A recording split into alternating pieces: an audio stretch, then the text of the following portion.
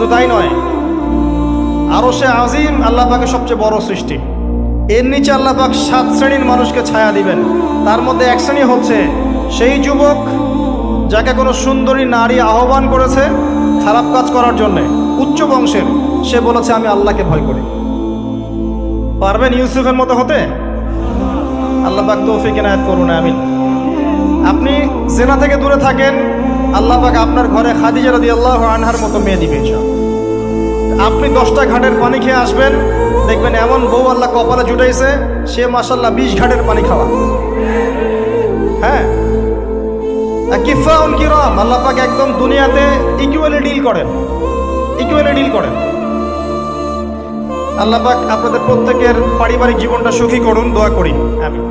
ইউসুফ আলাইহিস সালাম তারপরে এগিয়ে চললেন, প্রত্যেক আকাশেই মারহাবা মুসাফা হচ্ছে এবং সালাম হচ্ছে।